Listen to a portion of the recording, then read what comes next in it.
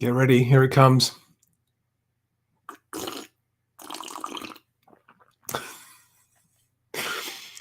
Good evening, everybody. Give me a second while I make sure that we're streaming on not one, but two different Instagram channels tonight, because this video is as important for agents as it is for movers. Good evening, everyone. I'm Charlie Lambden. This is Moving Home with Charlie, and today is my first day back at work since I've just been away on a 2-week family holiday, and it was magical.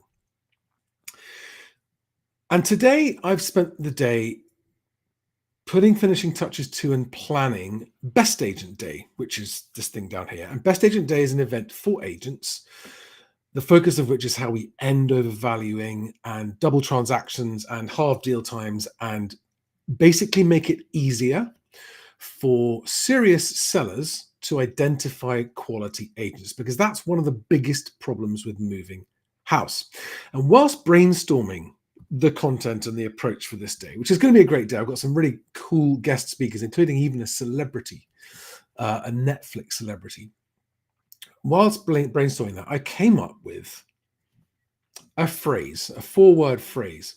And the more I thought about it, the more I realized that actually that 4-word phrase applies not only to agents, but to movers as well. And not just when you're buying and selling, although especially that, but even if you are a tenant or if you are a landlord and you want to move in or move out or transact in the lettings market as much as you want to transact in the sales market.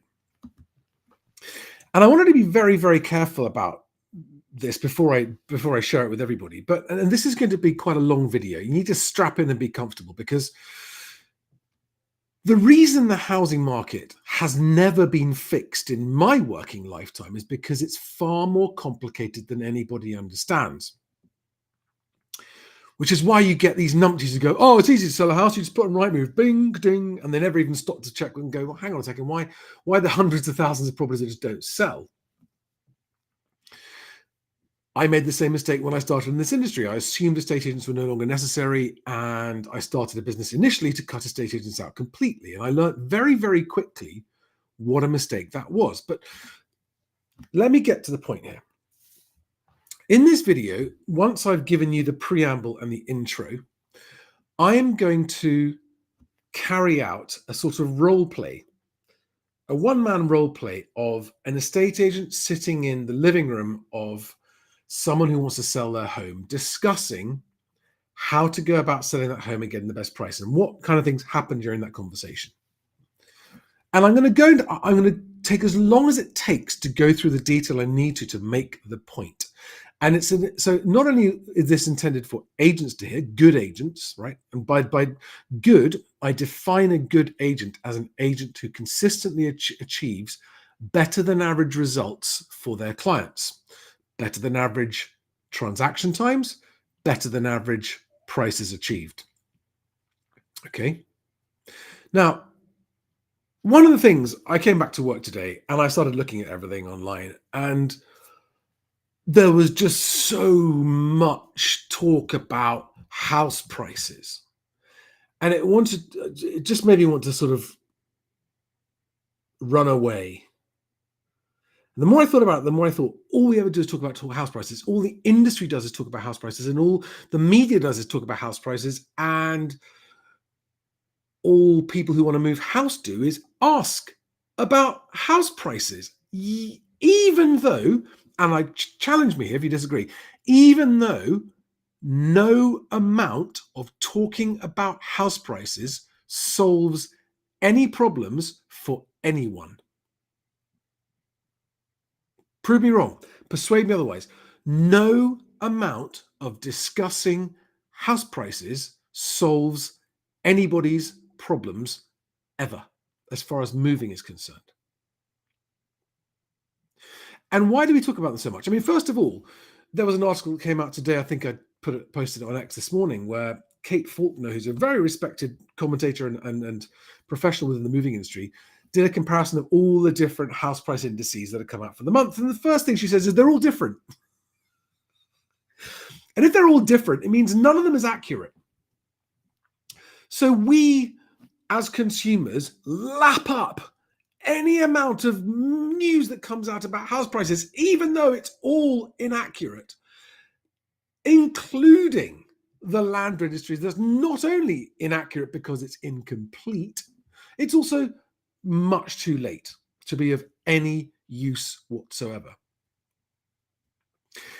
And it's no spoiler alert. It's no spoiler for agents who are coming to Best Agent Day on September the 4th. And by the way, if you haven't registered for Best Agent Day, it's free to attend. It's an online all-day conference.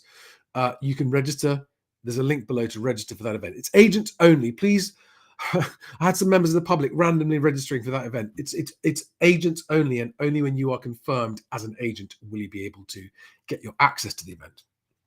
And now I've lost what I was saying. But the purpose of the event is because so many good agents, and all the good agents I talk to say that if they could wave a magic wand, the one thing that they'd love more than anything else is an end to the practice of deliberate overvaluing by estate agents. Now, I'm going to change the caption on the screen now to answer the question that's in the title of this video, which is the 4 words to fix the housing crisis. This is not fun. It's not sexy, but it is important if you really want to understand about how to sell your house, how to buy a house, renting and landlording as well, but and also as an agent, how to get around this problem that's killing the housing market by killing transaction volumes. These are the 4 words about to come up on the screen now.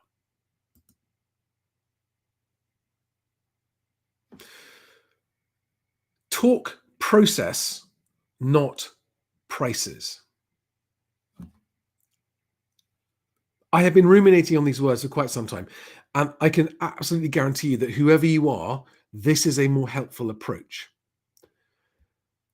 My very good friend, Christopher Watkin, who is a very high-profile commentator and personality in the estate agency industry, and he does that weekly property stats show, and he has a business selling copywriting services to estate agents where he does it for them and then they publish it in their local market and it makes them look like they know what they're talking about. And he says the public loves talking about house prices, so talk about house prices because that's what I hear about. But the difficulty with that is that first of all, even estate agents don't know what's actually happening with house prices or what an individual house will sell for.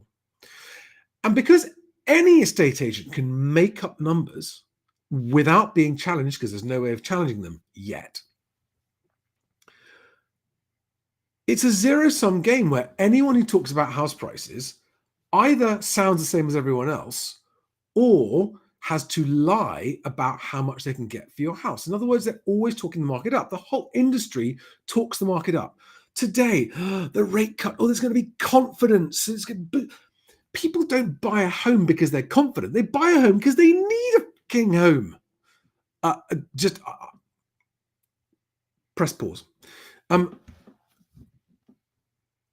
Because I have poured so much of my life and time and energy and emotion and passion into this career, I get quite passionate about it. And when I'm expressing myself and getting very expressive, I often swear. So if you're someone that's offended by swearing, just be aware that I'm likely going to swear with increasing frequency throughout the rest of this video.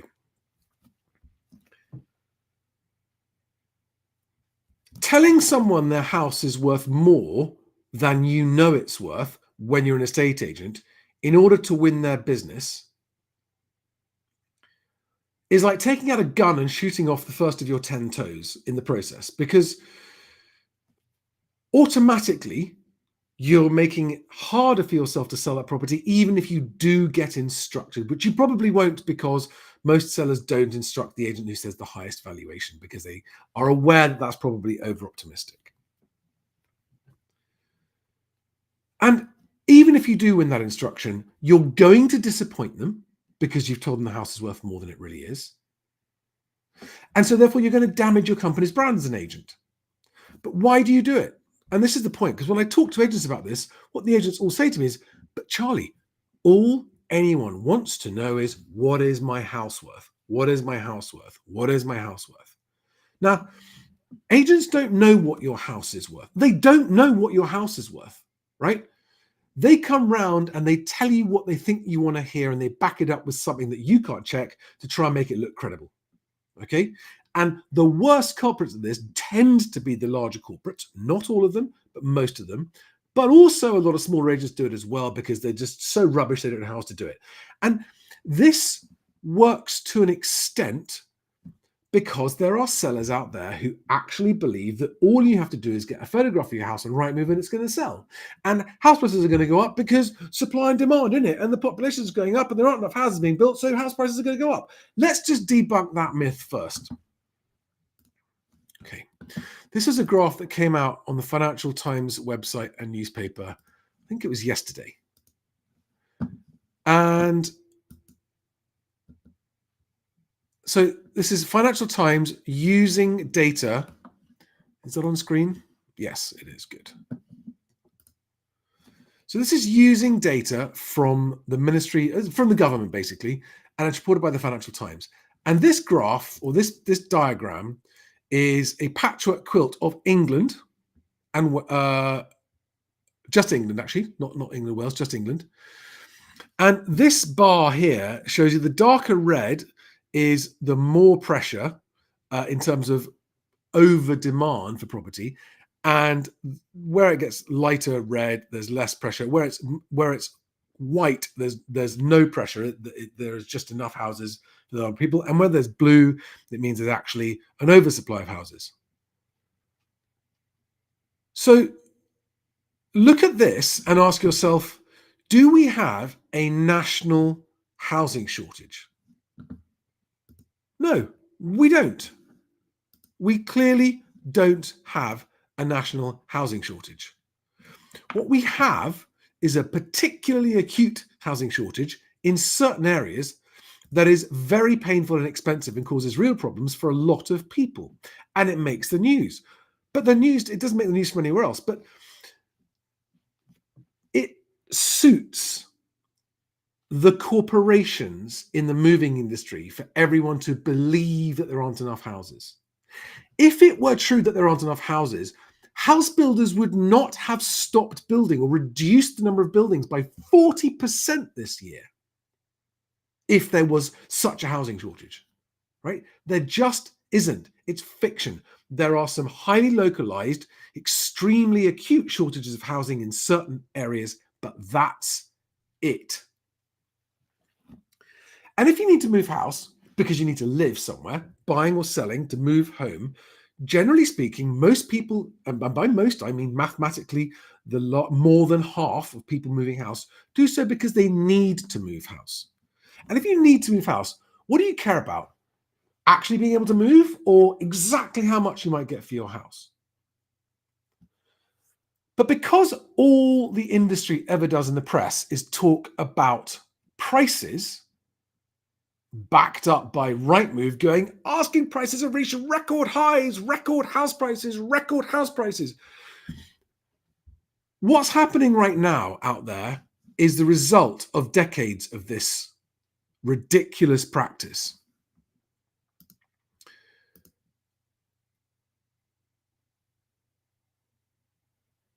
Where it has become the accepted wisdom that house prices always go up. And they have done for quite a long time, until about 2 years ago. But that was because of the artificial stimulus, not because house prices always go up, and not because there weren't enough houses. And yes, during the pandemic, they made that stupid mistake about putting a stamp duty holiday on, so everyone rushed. And what happens when you get a rush of buyers is, sellers stop selling because prices have gone up. And buyers rush to get over each other. And so many buyers who bought at the top of the market must be kicking themselves now. And remember that there are lots of people who with their house on the market now who cannot sell, and that number is increasing. So I'm now going to go through what I mean by this talk process, not prices. This applies to you whether you are an agent, whether you are a seller, whether you are a buyer, or whether you are both. Because if you are a buyer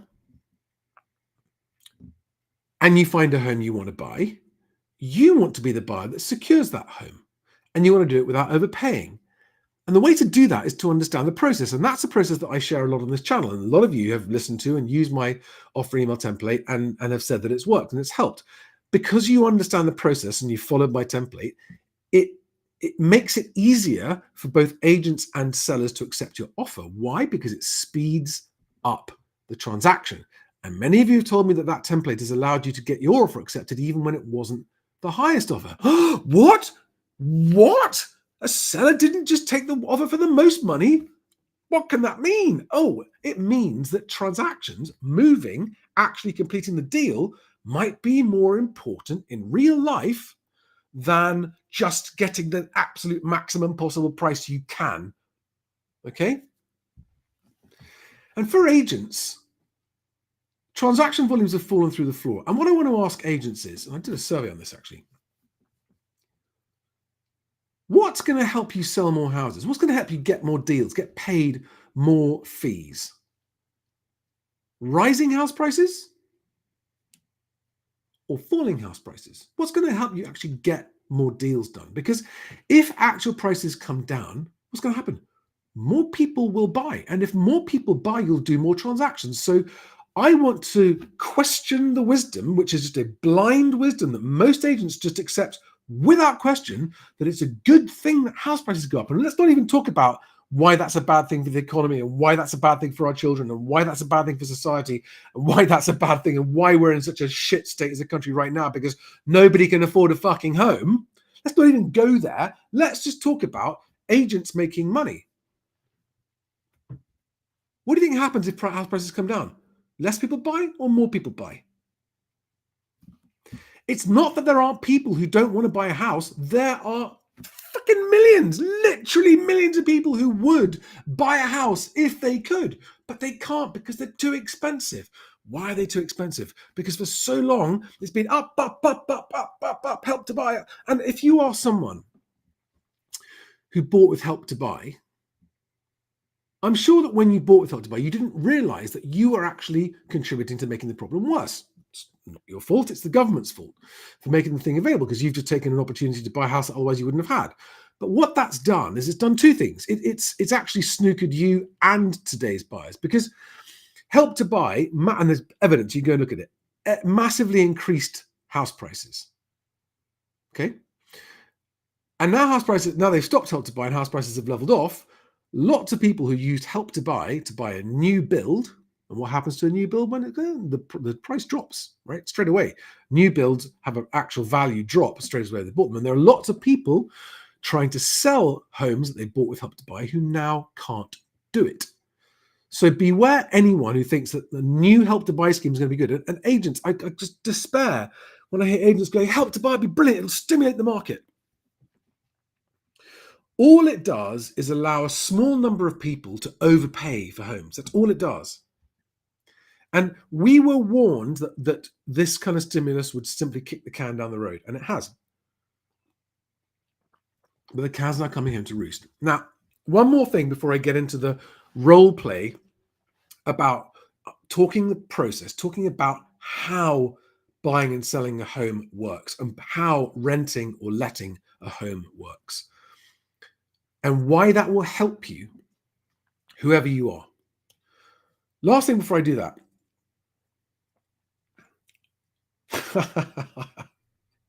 I've now forgotten what it was I was going to say. It was important. Hang on a second.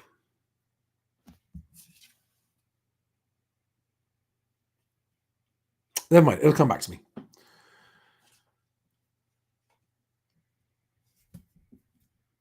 The reason it's come back to me. So most of the corporations who sell houses are either owned by or have shareholders who are mortgage lenders, selling mortgages, selling money, selling debt. And it suits them for everyone to only ask about house prices and to be in the dark about the process. Because if you're in the dark about the process, you are easy to manipulate. Think about that. If you are uninformed or underinformed about the process of buying and especially the process of selling your home, how easy is it to manipulate you? Maybe that's why agents don't talk about the process, because crap agents if they were to actually spell out their process to you truthfully, would sound crap. But if you are an underinformed buyer, you're going to buy that crap because you don't know any better, right? All you've done is read the papers about Rightmove's record asking prices and house prices going to the moon and house prices doubling every 10 years. And that's all you ever heard. So you ask an agent about it. They go, yeah, that's exactly what happens. So just sign here and we'll sell your house for a record price. And then you're stuck there for 6 months, unable to sell your house, unable to move on with your life. And so a lot of especially weaker, poorer agents, and this is exactly why when I'm speaking to agents, I'm saying if you're a better agent, this is how you demonstrate to potential clients that you are in fact a superior quality professional agent, is by informing and educating the public about the process. Because if you do that, guess what happens? They're going to go, oh, fuck me, it's not easy to sell a house, is it? You have to do what? How? Now, when it comes to prices, of course, all sellers want to and should be looking to achieve whatever the best price the market will pay for your home is. And to first-time buyers out there who are hearing me saying that and going, no, Charlie, stop talking the market. Your turn will come, right? All of the people who are first-time sellers were first-time buyers not all that long ago and are now thinking, right, well, I had to pay through the nose. Now it's my turn to get paid, and the new first-time buyer can pay on the nose. It reminds me of being bullied at school. I can remember getting bullied at school. We all got bullied at school by the senior boys, and they just said, well, it happened to us, so it happens to you. Same sort of thing, right? Oh, well, we were first-time buyers once. Now we're first-time sellers. Suck it up, sunshine. And this is relevant because it comes to price discovery. And one of the questions I get all the time is, but how do we know what the right price is? Both from sellers and buyers. What do we know is the right price? How do we know what the fair price is? And as we now know, after decades of technology trying to tell us what that is, there's no way of knowing. Because there are too many unique personal human factors involved in a transaction on both sides of it that actually affect its value. For example, it's the house next door to Granny and she's not very well. That house is worth more to the person whose granny it is than someone else. But algorithms and automatic valuation tools can't take that into consideration any more than they can take the smell of dogs if your house smells of dogs and you're trying to sell it. So, okay, Charlie, what do you mean talk process, not prices? Let me get into it. I'm now going to talk through what I would say if I was a really good agent, and I know what they say because I've known so many of them, they've been my clients for such a long time, and I know what a really proficient, professional, competent agent looks like. I'm going to talk them through how the conversation should go when you are sitting in the home of a seller who's talking to different agents to find out who to choose to sell their home. Okay, Mr. Agent, thank you for coming around to our home to sell it. What's it worth? And this is true. This is what every seller wants to know. What's my house worth? What's my house worth? What's my house worth? But if they understood the process, that's not the question you would ask as a seller. If you understood the process, the question you would ask is, what is the process you will go through to ensure we achieve the maximum market price for this home? That is the question you'd ask, right? Because if you understood the process, you'd understand that there isn't a market value for your home that you can look up online and find out. The agent doesn't know what your house is going to sell for exactly. And if you knew that, then you wouldn't ask how much is it worth, because you realize that they're just guessing. And not only are they guessing, they're overinflating it because they don't want to disappoint you. So this is the answer that I would give if I was an agent and I had to answer the question, what is my home worth? And my answer would be this: how much your home sells for will be determined by the market as long as your house is brought to market properly, number one, negotiated properly, number two, and progressed to exchange properly, number three, right? All three of those are three different phases of selling your house: bringing it to the market, negotiating the deal, and then getting the deal through all of the hurdles and paperwork and legalities and everything else over the line and actually exchanged. And if you understood the process, you would want to know, how will you bring my property to market in such a way that we get competing buyers within a reasonable time frame, in such a way that allows us to negotiate the best quality offer, not necessarily the highest, but the best quality, might be the most proceedable, whatever it might be, the best quality offer that we know is the best the market's going to pay for the house. And how, most importantly of all, Mr. Agent, how are you going to then make sure that that deal completes and doesn't fall through? And whilst there are no cast iron guarantees, and there are always some things outside people's control in this process, I have worked with agents who consistently sold over 90% of the properties that they took on their books. All right. And having spent decades working with these guys, I can tell you that they know what they're doing and they know how to work. So, and understanding this process, if you're a buyer, will also help you be better informed and better prepared. So what I'm about to explain now is the process that an agent has to go through to make sure that a property actually sells, exchanges for the best price the market will support for that property in the shortest reasonable time frame, or the required time frame of you, the seller. I'm just double checking that actually. I know there's loads of comments going. Can you all hear me? I'm hoping you can. Yes, you can. Cool. Right. Forgive me, guys. I'll come back and have a look at questions when I finish this. Here's the process. It's three things. And I'm going to try and make this as informative and entertaining as I can. But it's a bit wooden and it's a bit dry. But if you care about selling your home, you care about choosing the right agent, you care about getting it sold in the time frame you want, and making sure you don't undersell it, then you will listen to this. And if you're an agent watching this, following this process where you talk about process, not price, will get you more instructions, sold quicker, more fees, and at a higher fee. Because once you explain this process to a seller, which you can only do if you are a really good agent, and if you aren't a good enough agent to do this, sorry, you need to be better first, and I'm here to help with that. That's what I'm doing with Best Agents, to try to help agents who want to be better know how to be better. But if you explain this process, at the end of it, you'll be able to say to the seller, and that is why my fee, Mr. and Mrs. Seller, is X. And unless you find another agent that does everything I've just described to you to that level of detail and attention to detail and care and professionalism, then you shouldn't be paying that fee to any other agent. And that's why my fee is higher. And sensible sellers, which are the ones you want, because if you're a good agent, you don't want silly sellers who just don't want to hear the truth and just want to believe Rightmove's record house price bollocks. This is how you go. You say, right, Mr. and Mrs. Seller, I'm going to break down for you exactly how we'll get your home sold for the best price in the shortest time.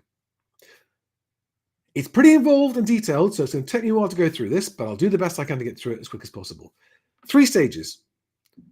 How we bring it to market, number 1. How we negotiate the deal you want to accept, number 2. And how we then get that agreed deal exchanged in the quickest possible time, number 3. And by the way, guys, anyone of you watching this who think, oh, Charlie, it's easy. Anyone can do this. Anyone can sell a house. It's a doodle. Anyone can undersell a house. Anyone can sell a house cheap. That is true. And most people do that. Most people who think all agents are the same and it's easy to sell a house go with a crap agent and end up selling it for less than they could have got if they'd done it as I'm about to tell you. Right.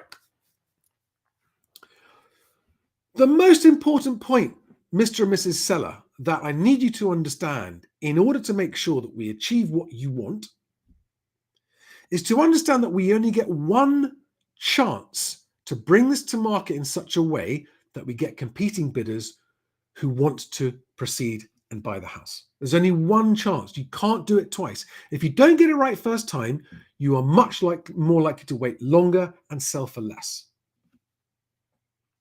because your house will look like tainted goods if it doesn't sell within typically 28 days, right? 4 weeks is when a good agent will get your house under offer with a solid buyer. Any longer than that, there's something wrong. Okay, I need a slap.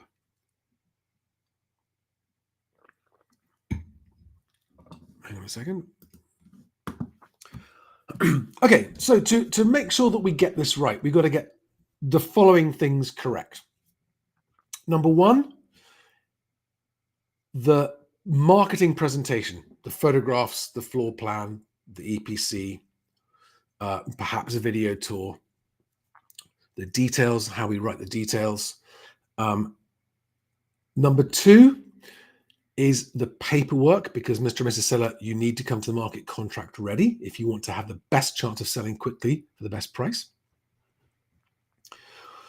And number three, we have to make sure that when we get the first flush of buyers coming to view the property is in its absolute best presentation and state and condition for it. But we must also make sure that we divulge all and any problems and issues that exist with your home up front.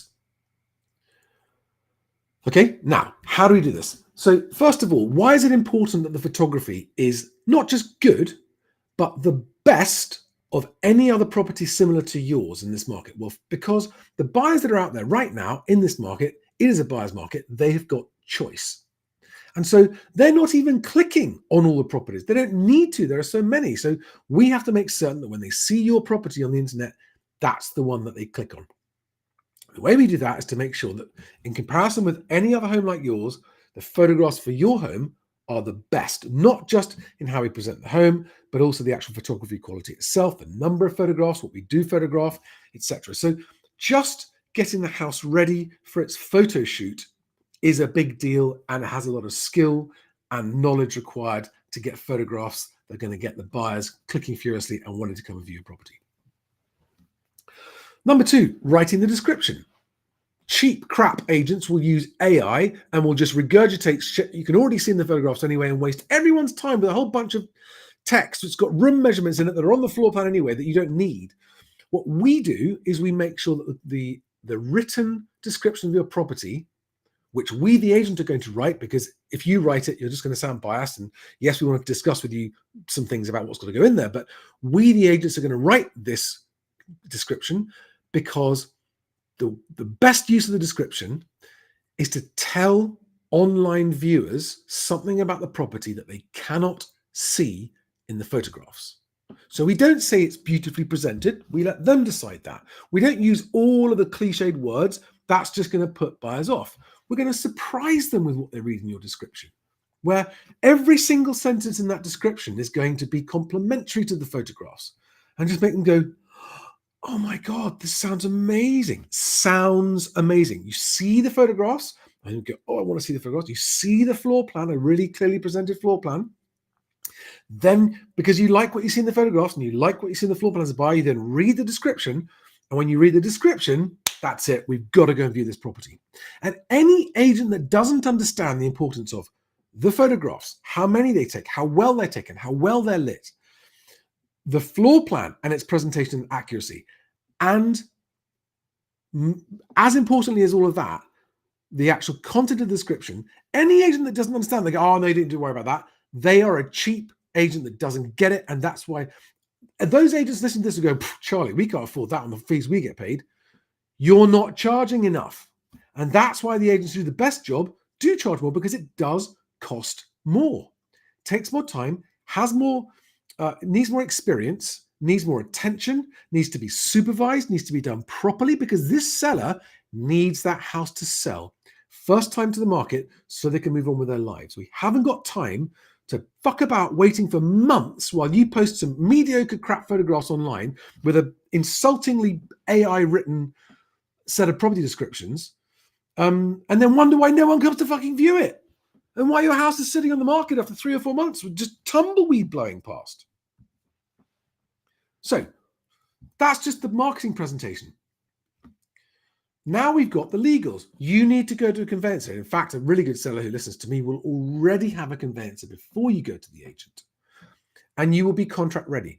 What does that mean? It's a lot of paperwork. You got to go through anti-money laundering and ID verification. So they've got to verify who you are who you say you are, and that you're a legit person, because lawyers are required by law to do that. It's called KYC, know your client. Not to be confused with KYA, it was cover your ass with a K. Or CYA, sorry. You then have to fill out some property forms, TA6, TA10. And these are quite extensive forms. And some of the questions on those forms, I don't know the answer to that. It's going to take a while. And it takes typically at least 2 weeks, if not 3 or 4 weeks, to actually get all the paperwork done. So you are exchange ready, contract ready. But you need to be contract ready, because if you don't get yourself contract ready up front, and hello, Mr. and Mrs. Seller, I'm the agent that's going to help you do that. Why do we do this? We do this because in this market where you're selling your home, competing against lots of other people, by being contract ready when nobody else is, we get 2 advantages. First of all, yours will be the only property that's actually meeting the regulations about what we're supposed to put in the marketing about a property, because the National Trading Standards has now outlined that the regulations require all this stuff to go in there, which most agents still don't put in there, number one. Number two, to the serious buyers out there who don't want to wait 6 months for a transaction to complete, your home will be much more attractive because they're going to be able to buy it faster. And that's another reason why we're going to help get more buyers competing, because not only does it look lovely and everything else, but actually we can buy it sooner. So this is all before we've even got to the point of launching, right? We're getting ready for the photographs, the floor plan, the description. We've now got your conveyancer lined up. We've done all the legal paperwork. Everything's ready. We've got above board. We've discovered if there are any issues with the property. We've made sure that there's a disclosure in the details, because they're going to come out in the wash anyway. There's no point waiting for 5 months for them to come out in the wash, and then everyone's time and money has been wasted, including the agent. There's no point. Always put known issues front and center in your property marketing, because it says to the buyers, okay, they're not trying to cover stuff up. And especially seasoned buyers won't be put off by solvable problems. But number 3, and this is arguably the most important of these things that you have to get ready before you launch the property, what price are you going to launch it at? And you shouldn't think of it as an asking price. You should think of it as a launch marketing price. That price only has one job. It is not to communicate how much money you want for the property, because as an intelligent seller with an intelligent agent, you know that if it's marketed properly, you're going to find out what the best price of the property, and you're happy to accept whatever the best price the market offers, right? That's why the job of this launch marketing price is one thing and one thing only: to be at just the right level that it looks like better value than comparable properties, but also is not too low that it makes people go, oh, there must be something wrong with it. And only an experienced agent will know how to get that price positioning and potentially timing just right, based on who the typical buyers of your property are going to be. And I've sat in rooms with agents talking to clients and listened to them say, because the most typical buyers for your kind of property are going to be people who've got children and this, that, and the other, are going to be on holiday, the timing of this is X and the pricing of it is Y, and they know what they're talking about. And they nail it almost every time. I'm going to come on to what nailing it means in a minute, right?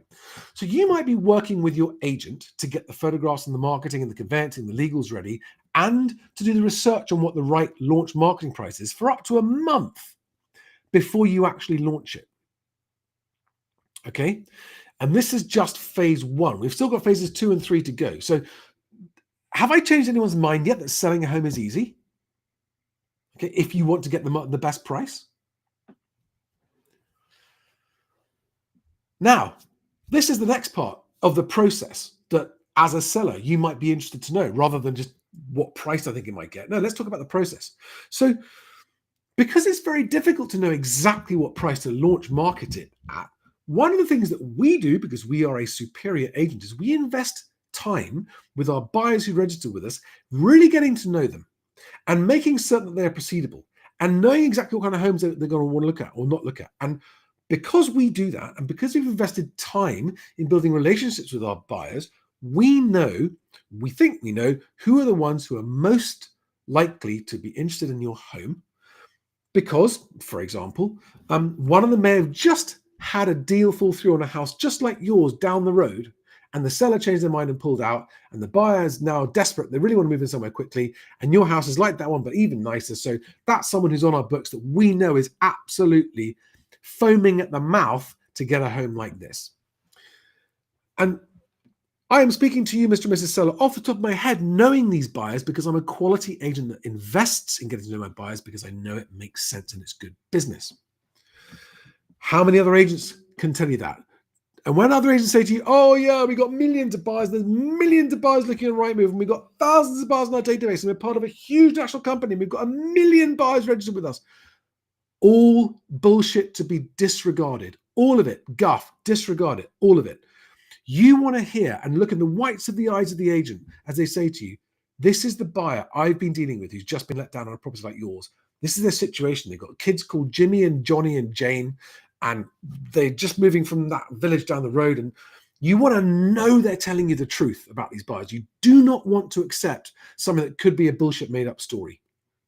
And if you suspect that it is, push for more details. And if they're uncomfortable, they're lying to you and you don't want to use them. You don't want to use an agent who lies to you in your living room before you've even instructed them. All right? So the agents who've invested in lining up these buyers and spending time getting to know them, and those buyers among you watching will go, Charlie, Jesus, that's never happened to us. We've never had an agent do that to us. Correct. Most agents don't do it. But some do, and I know because some of you tell me that occasionally, oh my God, I registered with one agent today and they wanted to sit down and talk to me and find out my situation and roll out the red carpet for me as a proceedable buyer.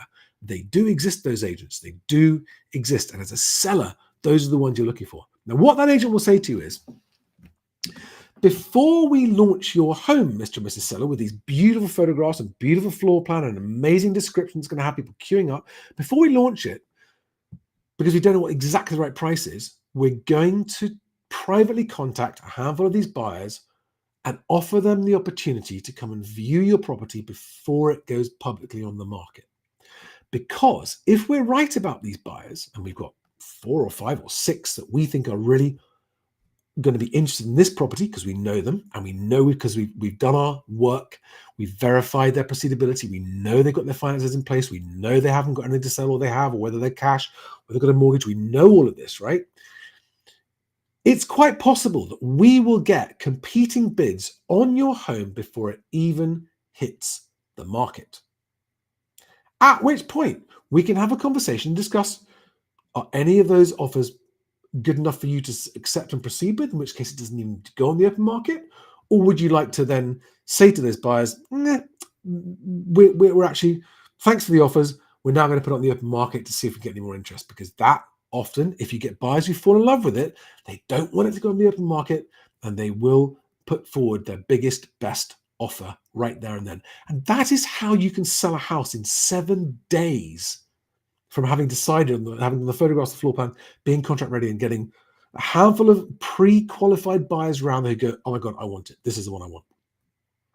Okay, and if it's the right price, it doesn't matter what the condition of the property is, because at the right price, the right buyers will want it and they will fight over it.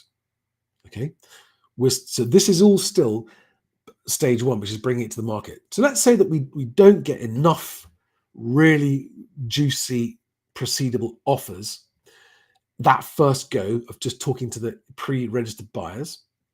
Well, there's one more thing we could do before we put it on the open market, which is we could just send it out, email it out to our list of registered buyers. It's a bigger list. So that way, only our pre-registered buyers, Mr. and Mrs. Seller, will hear about your house. It won't go onto the websites or onto our website or any of the public sites. We'll still keep it within our registered database, and maybe that will get them. Okay, so there's that step. And maybe or maybe not, you might decide to go, actually, no, let's pull the trigger. We've now worked out from the offers what we think is the absolutely spot on pinpoint target launch marketing price that once it hits all the property websites is going to have people fighting over it to queue up and come and see it. There you've got your launch price. Then you launch it. Now, you then need a week or two because it takes time for people to see it, to inquire, to book, to travel to come and see it, get time off work, whatever. It takes a little bit of time for people to come and see a property. So you might need 7 to 10 days or 2 weeks of actual viewings before everyone who really wants to see your property has had a chance to see it. And how quickly this happens is very important because you need to keep, if you've got some people already interested who've already offered, but you're still looking to see if there are any even better offers, you've got to do it quickly, or you can lose the interest of the early buyers as they, while they're waiting, go off and start looking at other houses.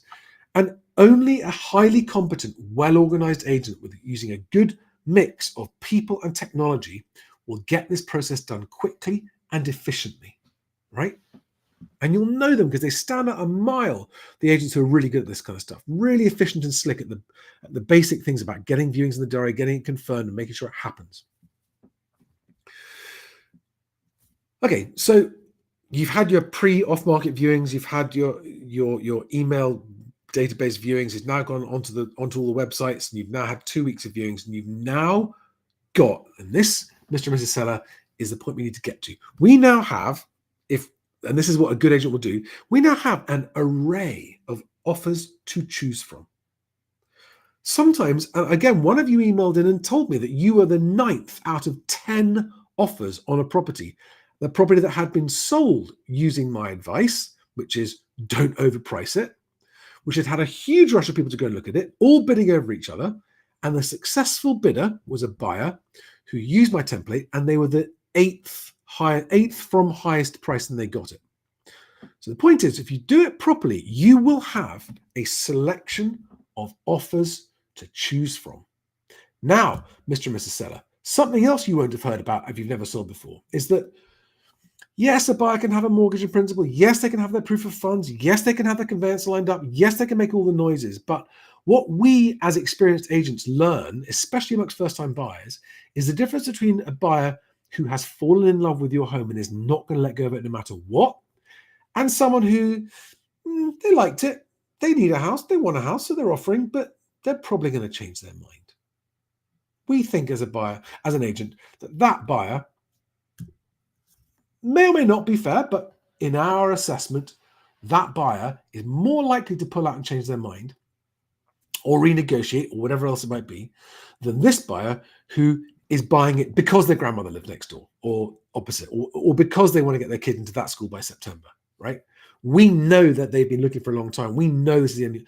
So when you're going through the offers with your agent as a seller, you want to have this lovely choice. This is a cash buy. Maybe there's an investor. Maybe there's a family. Maybe there's an overseas buyer. There's all these different choices.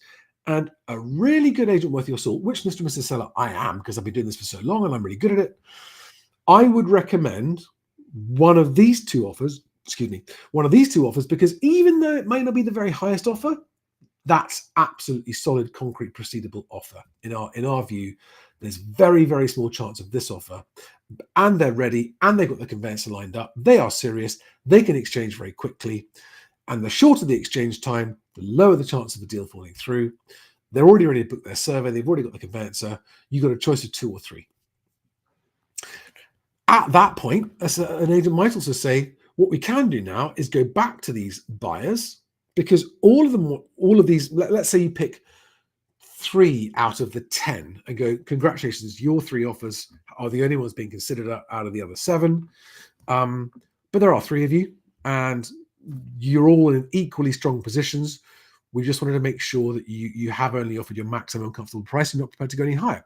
Now, I can hear some of you out there going, no, Charlie, that's unethical. You can't do that. You mustn't get buyers playing off against each other. That's not fair. This is what an open market function works like. And if you are a first-time seller selling your house and wanting to move on and move up, why would you sell your house for less than the market's prepared to pay for it? Now, I'm going to give just as much advice to buyers about how to get your lower offer accepted, how to be the only one offering, I'm here to help you, buyer or seller or both, right? As a seller, you want to make sure that you're not underselling your home, because why would you undersell it? It doesn't make any sense. Oh, we're a nice guy. We're going to sell it for $5,000 less than we could just because we're nice, right? not how the world works. And to those of you who are first-time buyers who think that's what happened, when it's your turn, you won't do it either, right? When the agent says to you, I think, because given who the buyers are, I think that it's worth a phone call to each one of them to say, are you sure that's your best offer? Because we have got 3 at that level, and see if anyone wants to increase their offer. A really good agent wouldn't be doing their job if they didn't do that.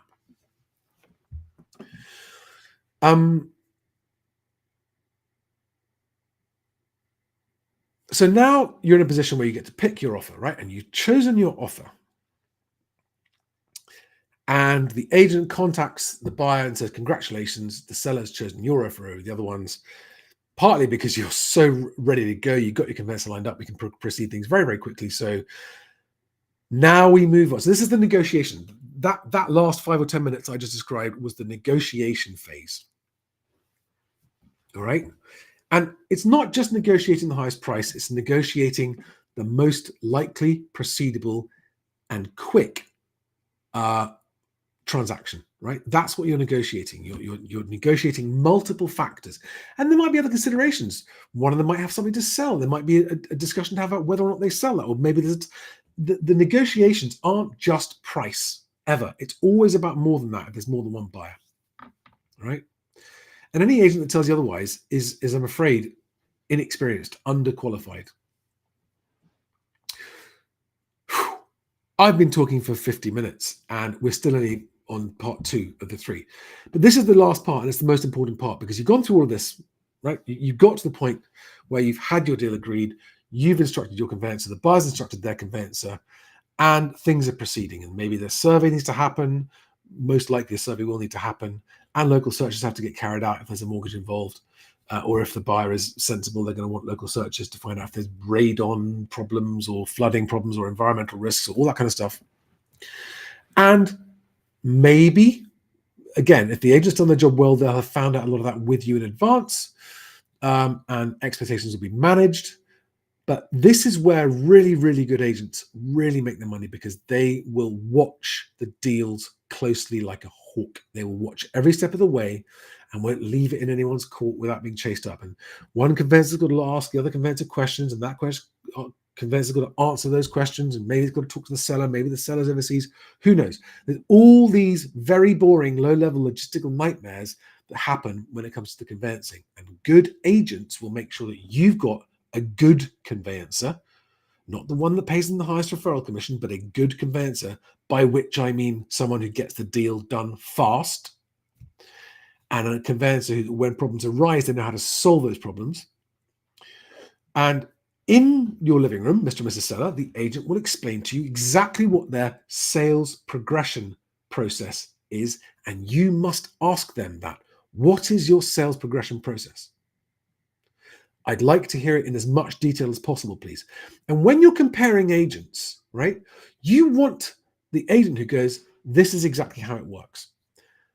Maybe it'll be that person themselves, the agent saying, I am the agent. I will personally oversee every step of the transaction right through to exchange. I will talk to your conveyancer. I will talk to the buyer's conveyancer. I will make sure the survey is booked. I will be personally on the case, and I will update you every single step of the way by WhatsApp or with a phone call or whatever, email, whatever you prefer. I will keep you up to date so you will never have to chase me. Right? An example of what a crap agent might say is, oh yeah, we've got a sales progression department. Don't worry about that. They're very good at it. They're very good. Don't worry about it. It's fine. Bullshit. Call it as well and say, sorry, could you give us more detail? Because we'd really like to understand exactly how your process works. Because we understand, because we're talking about the process, not prices, we understand that the sales progression process is arguably the most critical part. So we really want to understand your process. They might say, and some of the best agents I know do this, we use an outsourced sales progressor. That's all they do. They don't do anything else. And they only get paid if the deal exchanges. So they are as motivated as you and I are to make sure that deal doesn't get slowed down or lost in the weeds. And if there are problems, they'll let us know straight away. And so I've got this full-time specialist sales progressor. Maybe it's someone in-house. Maybe it's someone in their office. But whoever it is, you want to know that they do have a process. One of the questions you might like to ask as a seller is, How often will you update us on the sales progress? And again, if they start fobbing you off with, oh, we've got an online portal and you can log in. No, don't buy it. Or ask them to show you.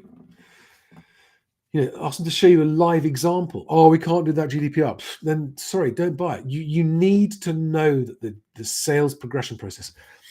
And this is the nightmare scenario as a seller, where the really great agents are worth their weight in gold. Something can arise in the legal process that's a genuine curveball that nobody knew about, nobody saw coming.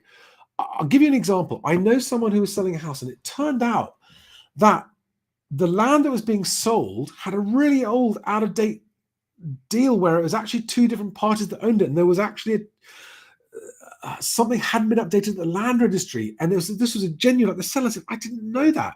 It was my parents. I'm selling. They never told me that, and the buyer didn't know it. It's genuinely, and then the buyer's lender goes, well, we can't lend on that now because it now doesn't meet our lending criteria.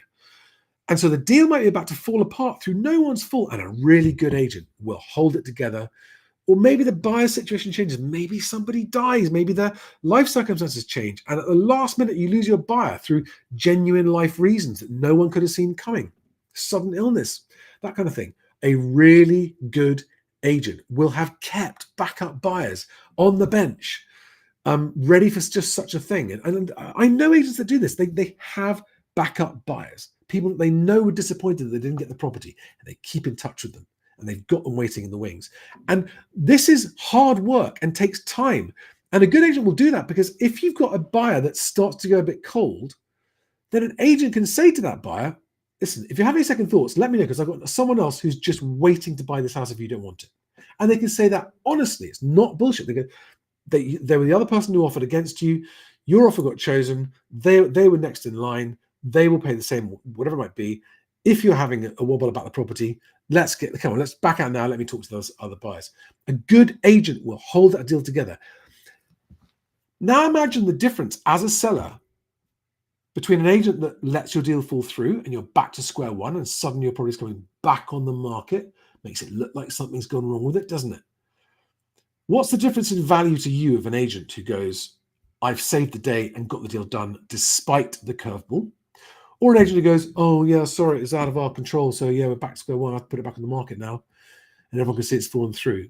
Like, is that worth an extra 0.5% on a fee? Would you? Like, if you could save that deal from falling through after months of getting the sale ready, preparing it and getting it to completion, you'd be like, yeah, totally. That is why good agents charge higher fees. It's more work. They spend more time staying on top of stuff. They get it done no matter what. That's why good agents charge 2%. And any agent can do this if they're trained well enough, if they understand it. This is not beyond the wit of anyone to actually do this as I've described. It's just really hard work. And agents who don't charge enough do not have the staff or do not have the time to do it properly. I'm amazed after this 1 hour long ramble. There's so many of you watching. But anyway, guys, I hope that was useful. And I'm going to come back now and wrap this up again with talking process, not prices. If you're a buyer, there's no point asking about prices, because the price will figure itself out when it comes time to make offers. You need to say to an agent, what do I need to do to be in the best position? Apart from price, yes, obviously, I know that you want the highest offer, but what else can I do as a buyer to be in the best position? As a tenant, it's the same thing, especially if you're a tenant competing with other tenants. Say to the agent, what can I do to make myself more appealing than other tenants? Understand the process, understand what landlords are looking for. As a landlord, if you've got a property where you're not suffering from queues of tenants fighting over it, and you've got one tenant, what does that tenant want to know that's going to make them likely to pay your asking price as a landlord? Understand the process. I'm just looking through some questions here. Paris Hilton says, currently under offer and my mortgage is with Nationwide and I hear they're down valuing a lot. My valuation is tomorrow. Well, good luck with that. So again, a down valuation is one of those things that is only a result of overvaluing and overpricing stuff. It doesn't happen if you don't do it. Thank you, Scarlett. This is brilliant, Charlie. Thank you very much. I hope. Yeah.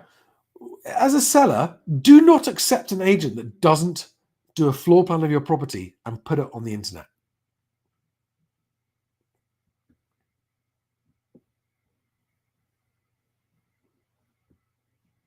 Yeah.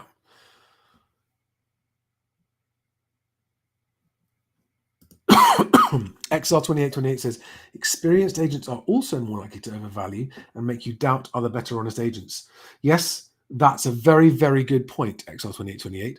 There are some very experienced bullshit artists who are very, very good at sounding very, very convincing. Now, not all overvaluing agents are bad at the process. There are some agents that overvalue that are still actually very good at the process. But that, again, this is why I say to agents, don't talk about price. In agents marketing, when you look at agents and all they talk about is price, price, price, price, price. Oh, the market, this house, the market, this price, price, price, price. We all look at it, but it doesn't help us, does it? And it doesn't make any agent look better than any other agent. But when you get agents like, for example, Jack Terry in Croydon, his Instagram, and he's an individual. So he has people who work for him, but he does all the dealing with the clients and does all the viewings, that kind of stuff. His Instagram is just talking about the process, about how he's marketing properties, how he's doing the viewings, what's happened, how he's holding a deal together, why a deal fell apart. And therefore, it's engaging to the local audience where Jack Terry works, which is in Croydon, because they don't want to hear just price bullshit. They want to hear real case studies of what's happening, and that's what he shares. And that's why agents, whether you are talking in your monthly newsletter that you send out to your database, or whether you're talking on your social media about your market and your agency, or whether you're talking individually to one-to-one with clients and potential clients, don't talk about prices, talk about process. Don't talk about prices, talk about process. If you know the job better than other agents, it will be very clear to your audience in your email newsletter and in your social media and face-to-face. It'll be clear when you start talking about the process that you are a better agent than the others. If you just talk about price, you're coming down to the same level as all the crap agents, because anyone can talk about price. Case in point, right? Anyone can talk about price. It doesn't help anything.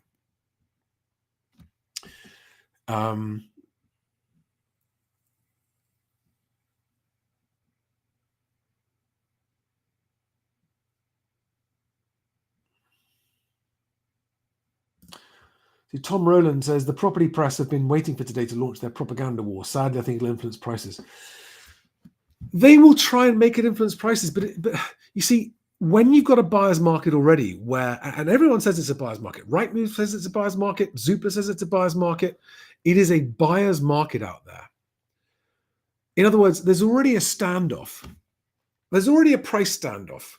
That price standoff is only going to get worse if people who already can't sell their homes are going to raise prices. You could just disregard asking prices. If you follow my rules on offering, you only offer what it's worth to you. It doesn't matter what asking prices do.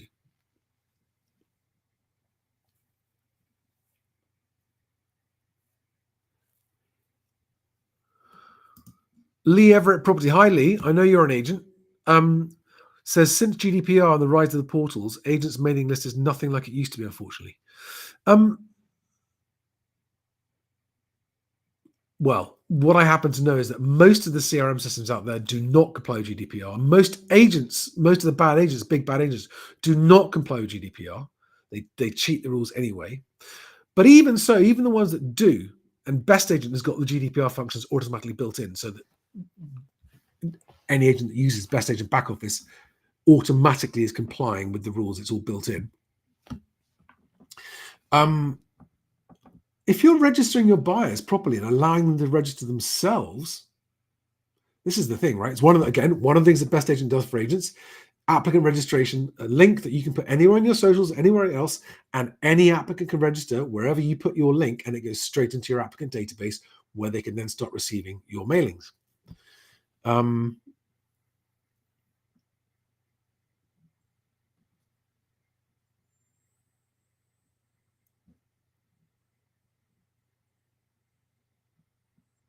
Yeah, so true.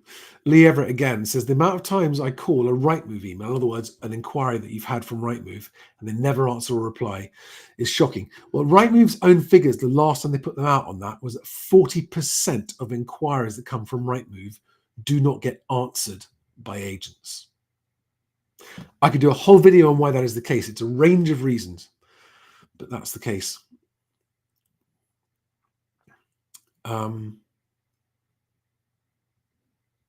Lee, if you're still watching, I'd love to know if how much of what I've said you agree or disagree with.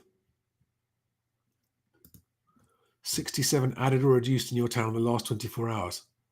That's a lot, isn't it?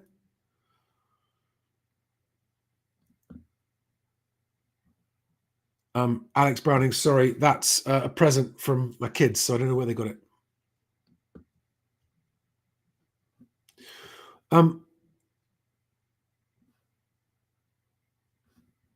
XL2828, could you elaborate on this? You say the issue you have with Charlie's advice is that it's great in theory, but every situation is different and has different variables that need to be considered. Yes, that's true. Absolutely, 100% true. I completely agree with that. But, I mean, for example, I was talking to an agent that deals with ultra high-end properties. It simply takes longer. They have a much, much smaller market of buyers. Those buyers need to be contacted personally, individually each time. They're often in other time zones around the world, and arranging viewings can take weeks. And so, yes, there are variations, but I generally am talking about what I call the mainstream market. And in that situation, if you bring a property to market correctly at the right time, you should, barring any unforeseen problems, get it under offer within 28 days.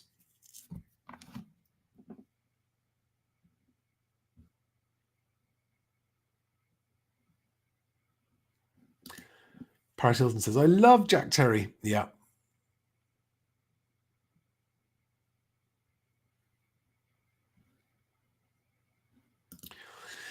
Steve Stone says, question, do you think the interest rate cut will make any difference to prices? So there I am saying, let's talk about process, not prices. And you want to talk about prices? Here's a case in point. And this is a really, really good case in point, because does my answer to that question, whatever it is, actually help anybody? And when you say prices, do you mean national average prices? Do you mean prices of properties like yours? Do you mean north of England prices, south of England prices? Do you mean town or rural? Do you mean house or flat? Do you mean freehold or leasehold? Do you mean probate properties? Do you see what I mean? It doesn't make any fucking difference what we say about prices. In a nutshell, I don't think it will make any difference to prices generally. And if it does, it won't be enough to move the needle. It might make a very small difference to certain situations where the cost of finance is marginal, and it will make a small difference at the margins. But on its own, it was already factored in. The lenders have already said, like the boss of Lloyds Bank last week said, we have already priced a Bank of England base rate cut into our mortgage rates. No, I don't think it's going to make any noticeable difference. There's no way of telling either, because, as I said at the start of this, all the house price indices did give different answers, which is why, by the way, one of the things we're working on today is the BestAgent Public House Price Index, which is where the public can report their own exchange prices. The whole idea of that public house price index is to just do away with all this endless guffing about house prices, because they'll just be the actual prices and they'll be on time. And so there's no one wondering. You're just going to look at the BestAgent Public House Price Index and you'll know. That's part of what the BestAgent Day is about on September the 4th, is launching that Public House Price Index.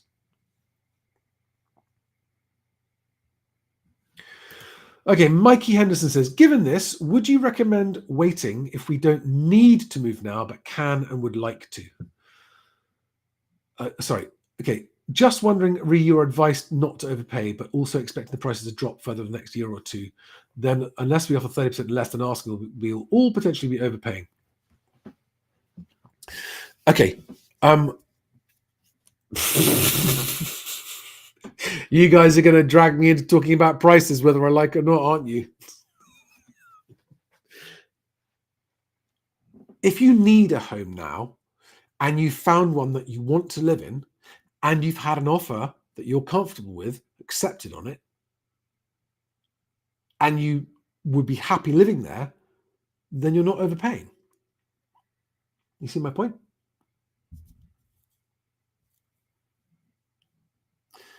So it's a moot question unless you've had an offer accepted. And that's why I always say you should be out viewing. Get out and view, get out and view, get out and view if you're even considering buying now. Because unless you get out and view, you won't be able to make this decision for yourself, because the decision you're asking me to give you advice on here depends entirely on your personal circumstances and an individual property. Because this is the scenario. Imagine you're out there viewing, following my advice. You've got your mortgage lined up, you've got a conveyance lined up, so you're ready to make an offer if you find something you like, and you find a place. And it's beyond what you imagined. It's amazing. And you're in the right place at the right time. And you make an offer that you're comfortable with, given your finances, your job security, your future moving plans, your mortgage level, your loan to value, all of those things, your offer, you're like, at this price, we're happy to move into this house today, whatever house prices do in the future. Because if we're waiting and we aren't getting on with our life. If we can move in now and live here happily, we're happy now. So until you've had an offer that you're really happy with, accepted on a property you've fallen in love with, you don't actually have a decision to make. So my advice is, if you're even thinking that you might want to buy now, be out viewing. And if you find a place that you love and you have your offer accepted on it, buy it now. Because then you'll be happy living in a home which doesn't have a financial consideration to it. And it doesn't matter if prices fall after that, if you're planning to stay there for a very long time. And as far as overpaying is concerned, the way to calculate the value, let's just assume that there was, and by the way, at the first time buyer level, there aren't going to be 30, 35% price falls at the bottom of the market, because that's where the most competition always is. And right now, not only have you got first time buyers, but you've also got downsizes happening. So there's always going to be more demand for first time buyer type properties than there is for other ones, okay? Always. The biggest price falls, which will be actually up to 50%, will be at the higher end of the market. But let's just assume that you think, let's assume you've got a crystal ball, hypothetically speaking, and you go, oh, the market value of this property is going to fall by 30% in the next 2 years.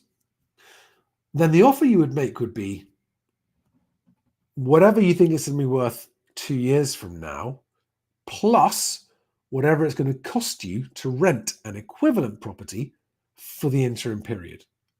And suddenly you go, oh, hang on, actually now I'm only looking at 15% below the asking price instead of 30%. Just made up numbers, right? And you make your offer there, 15% below asking.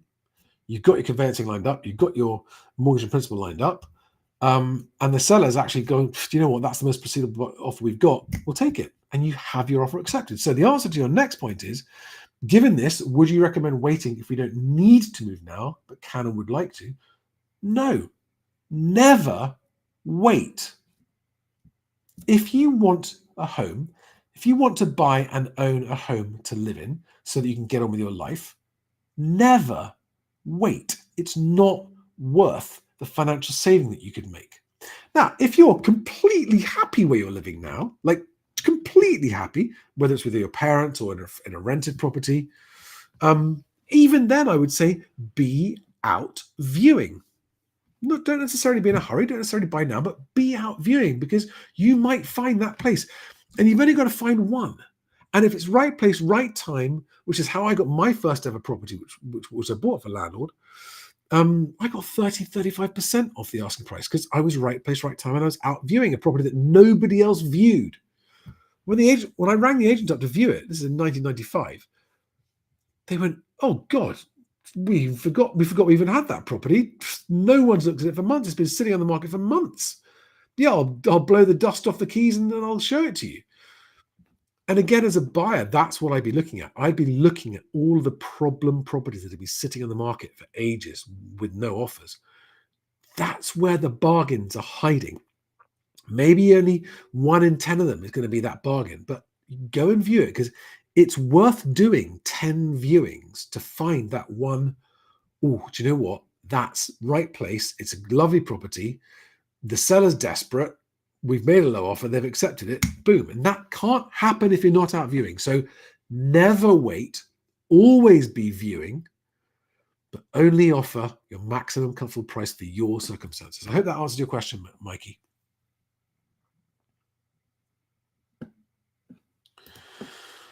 This is a great question, and this highlights how many supposed professionals are actually unprofessional and don't understand the process.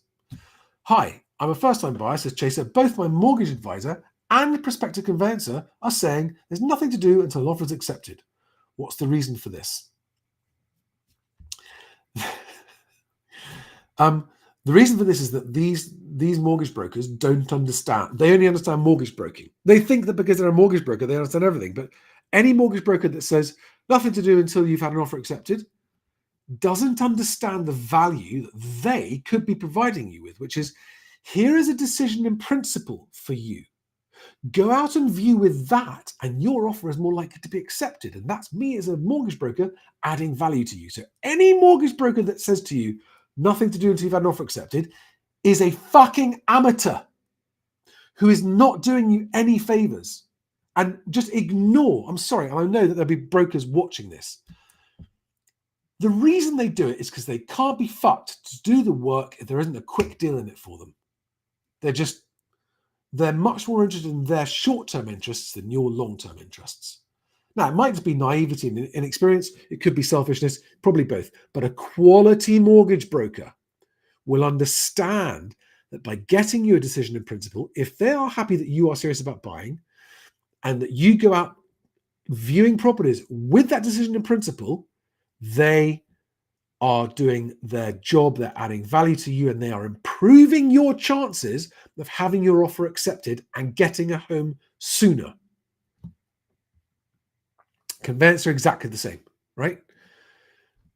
You must be prepared to pay the conveyancer and some kind of onboarding fee, some kind of money on account, some kind of, yes, we're going to onboard you, but we've got to go through the anti-money laundering check. You've got to go through your approving your source of funds. You've got to go through your ID checks, that kind of stuff. So you're going to need to pay us this much up front to onboard. And you should do that if you're a serious buyer.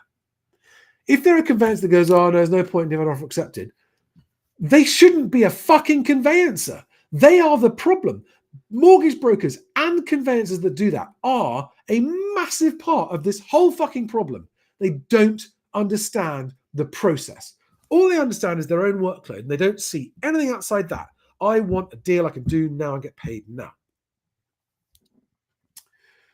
Honestly, any broker or any conveyancer that says, come back to us if you have an offer accepted, do not go back to them.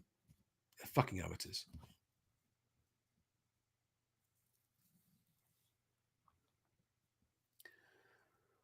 Still going, sorry.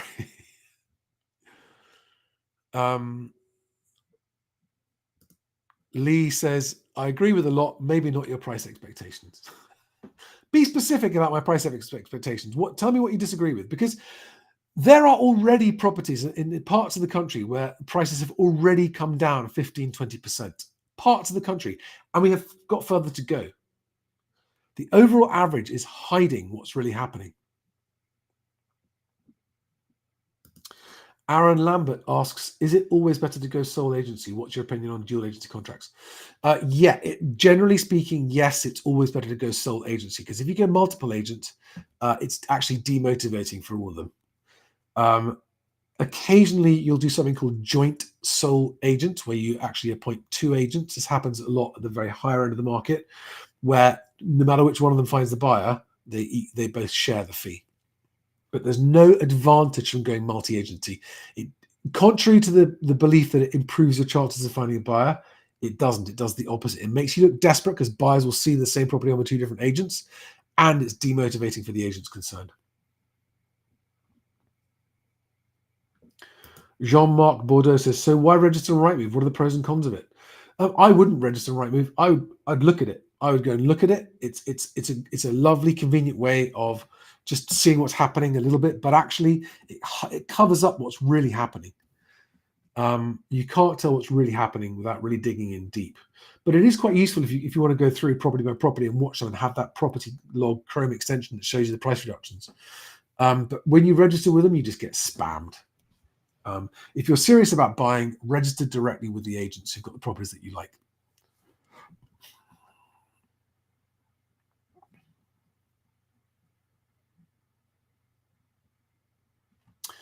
Jean-Marc Bordeaux also asks, what month of the year is best to put your house on the market? That will depend on a lot of things, and a really good local agent will know the answer to that. If they say now, the best time is always now, bullshit.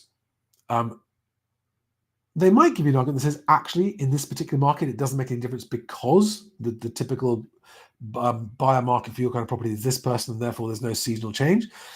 But sometimes there is, sometimes there isn't. But there's no general rule about the best month of the year to put your house on the market. Annie says, an answer to Steve's question would be helpful. Steve, did I not answer it? What was Steve's question?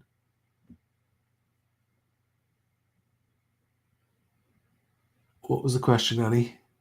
Can you copy and paste it? I'm sorry if I've missed it. Oh no, I did answer that question. Yep, I answered that one. Good.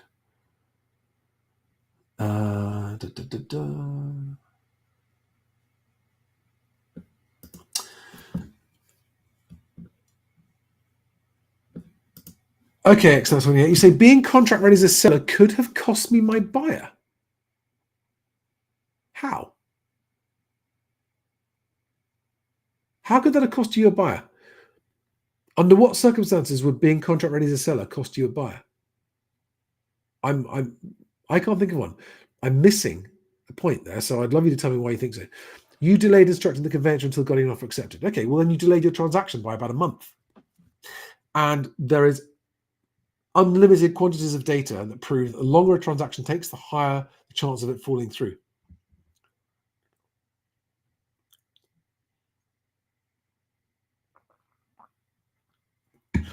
Oh, okay. I've just seen your follow-up point. You had an offer accepted and found serious subsidence that wasn't declared and passed the valuation and had a mortgage offer on. Pretty sure if they checked properly, they wouldn't have offered.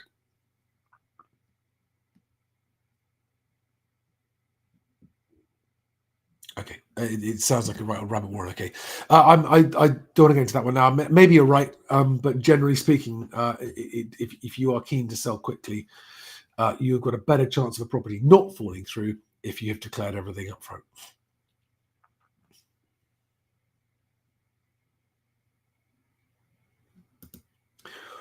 Anya says, we are also concerned about overpaying. Our offer, 5% of asking price, was accepted. It's a grade 2 listed building. We are afraid that it might be a money pit, even after the full structural survey. Yes.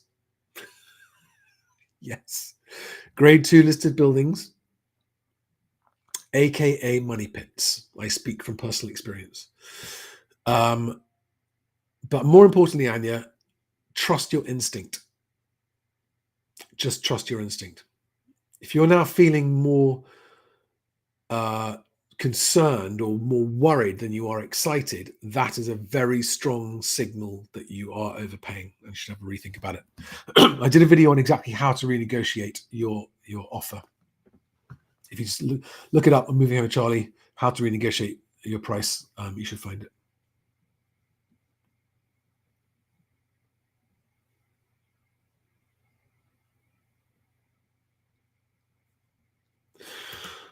All right, excellent. So the point is that moving too fast can be a bad thing, even though it is best practice.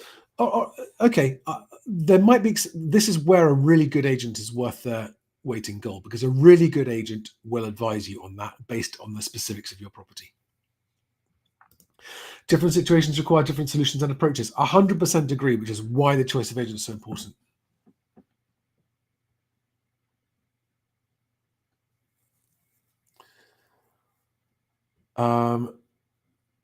George Raj Dixon says, are you opposed to the prospect of purchasing a rental property outright? You mean to live in, or do you mean to rent out? Because the answer would be different depending on what the answer, depending on, my answer would be different depending on the answer to that question.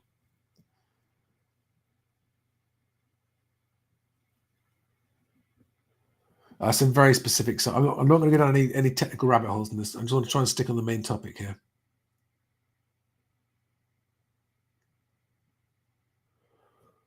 Mikey Henderson, actually talking about conveyancers, I tried 5 Bristol-based ones who wouldn't entertain me until I had offer accepted. So I ended up contacting Thomas Legal through my guys. Congratulations, well done. That'll be a very, very good choice. They do understand the value of it.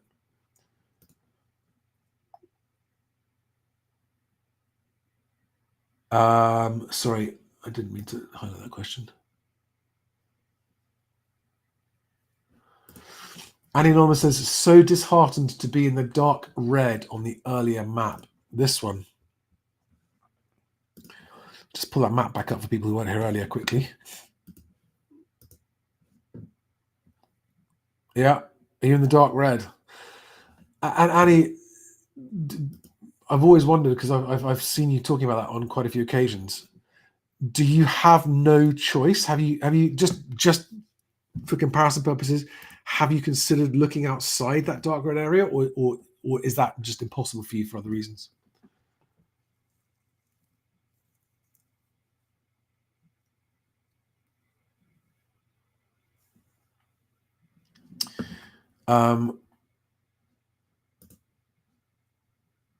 Nature Lover says, I've had an offer accepted using your method, but I had to raise the price a little. I'm not happy with waiting too long for the sellers to move. What do you think? In that scenario, you just need to work out what your maximum comfortable time frame is. Let the sellers know as far in advance as possible and say, if we haven't exchanged by this date, or if you haven't confirmed you found somewhere to move by this date, I'm going to start actively seeking somewhere else as a backup in case you don't find somewhere. That's the reasonable thing to do.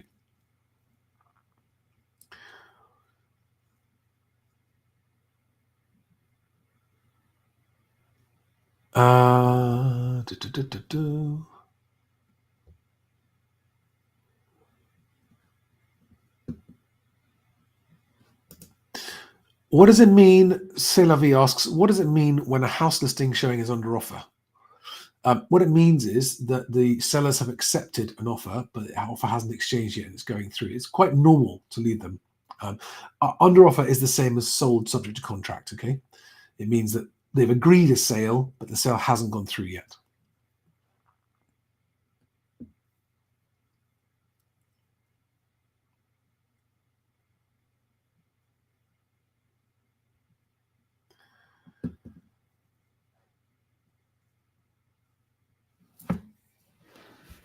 Right. Guys, I need to wrap it up. So I hope that was useful. I hope it was helpful. I know that was a very, very long ramble, but it was really important to get that across. Okay, so talk process, not prices. And agents, that should be in just across the board in your marketing, in your discussions with potential clients, in your social media. Just talk process. Talk about how you get stuff done. Tell the stories. Give the case studies. Talk about the nightmare you had because a buyer had a bad conveyancer. Because these are valuable, helpful stories to movers, and they're interested. We just had a sale fall through because the buyer's conveyancer didn't do this or that or the other, and it's so important about conveyancers. Make sure this is useful. People like hearing stories of problems and how they were solved. And if you're a good agent, you can share the story about how you solved it. That's much more interesting than house prices, house prices, house prices, house prices. And anyway, rising house prices equals lower transaction volumes. I've got to go, guys. Thank you for watching, everybody. That was a long and arguably quite dull live stream. Hope you enjoyed it. Margaret Walsh says, very helpful, thank you. Roy Strawberry says, hi Charlie, where can I view that red map? Somehow I missed it. I'll give you the link to it. Hang on a second. Excuse me. Oh, got a cold starting. Oh, that was disgusting, wasn't it? One moment. I will get a link for that right now. Just one moment. Here it comes. Here it comes. Here it comes. So the link is in the live chat, Roy, right now.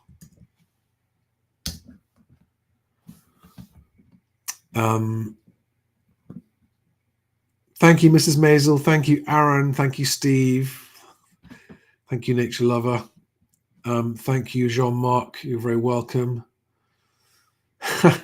Thank you, Chaser. No problems. I get triggered a lot. Flora and Fauna, wonderful session. We'll watch it again. Thank you very much. Well, I'm glad you found that. That's cool. That's the idea. Perhaps not fun, but important if you're moving to help understand the process. So just remember, guys, don't talk about prices, talk about the process. And even if you're talking about an individual price on an individual property, talk about the process of getting the price you want, if that makes sense. Yes, 5 Fact Friday tomorrow. I'm going to be exhausted. Thanks, guys. Thanks, Annie. Thank you, Scarlett. Thank you, Roy. Thanks all for watching. And